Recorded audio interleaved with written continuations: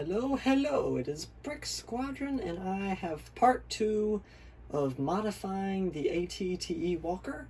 This is LEGO Star Wars, and I have with me my 2 AT-TE sets.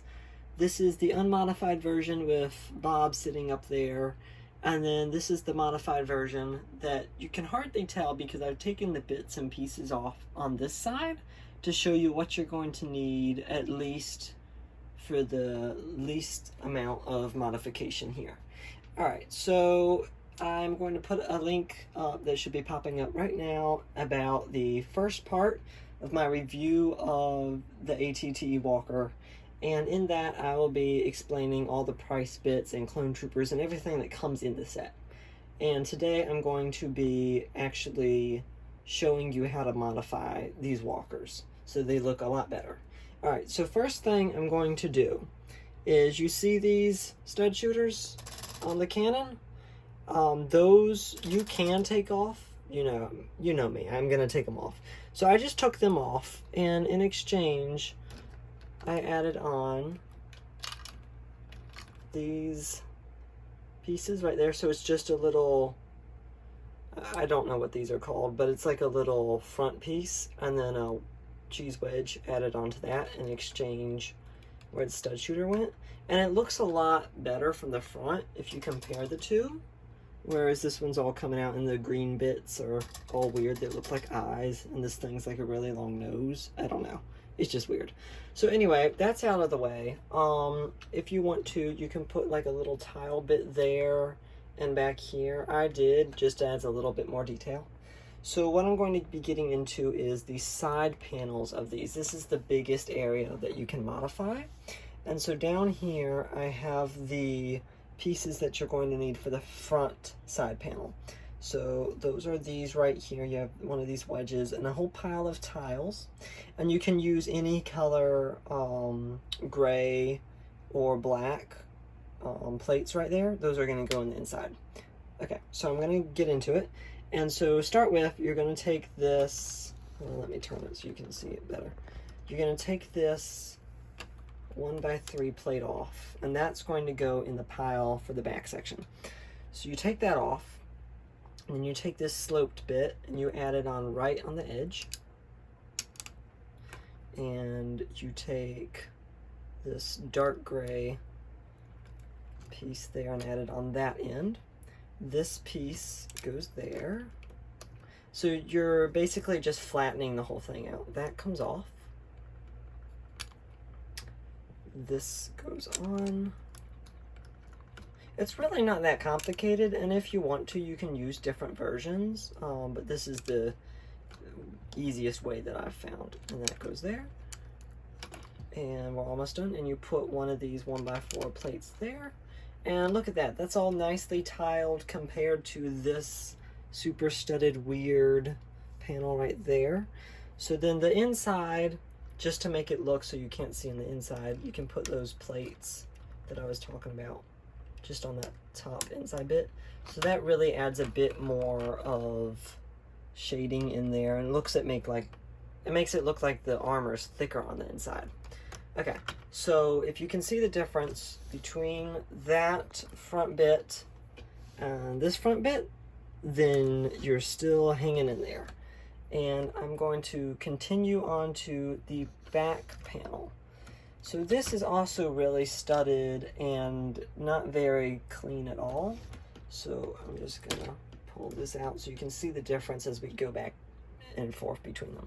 So these are the pieces you're going to need, and this is a bit more complicated. Again, you need some tiles right there for the inside, so I'm going to put those on first so we don't forget there.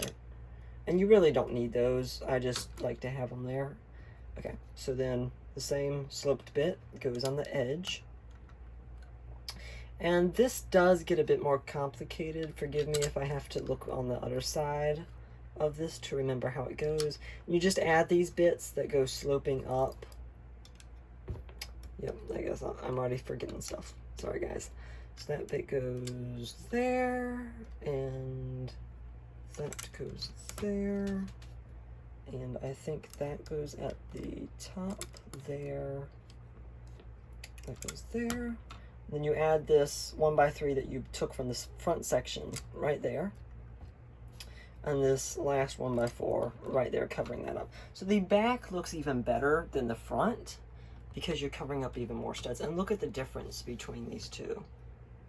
This one's all bumpy and crazy, and this one looks a lot more like the actual walker. Okay, so that's the side panels finished. If you want to, and you're like me, you have to modify the whole thing so it looks a lot better. And one of those things that I saw is the third leg, the middle leg, has this like weird like indention there if you take that bit off with that round black piece, and I did not like that. So what I did is I just took that 1x3 off and the black piece off, and I took a Technic pin and one of those 2x2 round dark gray pieces with the hole in the middle. Put the Technic pin through there and then added this back on, so it looks a lot less bumpy and rigid there, and it looks more smooth like an actual walking joint. And I also added some tiles up there just to help with the overall color of the walker. Okay, so that is almost it for the, that's it for the outside for the modification. You can do more if you want to, you can do less, but before we get into the inside, I have one message from Bob, and Bob says, subscribe to Brick Squadron. He needs the help. And with that message over, guys, back to the original video. Inside, you can skip this bit if you want to. I personally don't think that this is needed modification. It just increases the number of clone troopers that can sit inside the ATT from 8 to 18. Sorry, no, 10 to 18. Sorry about that. So it increases it by 8 more. So you would take your normal little piece that comes out and just add some seating for them. So that will help on the inside front. And you can take all the blaster stands out too and add clone troopers there as well. And then you have your normal one in the turret and one in the cockpit. Then in the back is the most heavily modified.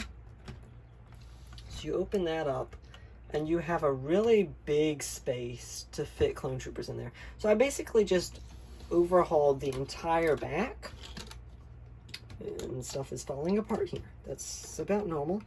Okay, so as you can see the difference between these two, this one's like has a whole bunch of random stuff in it. So I took all that out and just flattened it.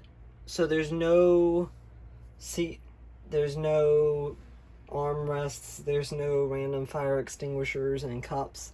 So that's all flattened out, and all of these spaces are seats for clone troopers, and you can do this if you want to, or you can add like a big cargo bay back here if you want your ATT to carry that kind of stuff.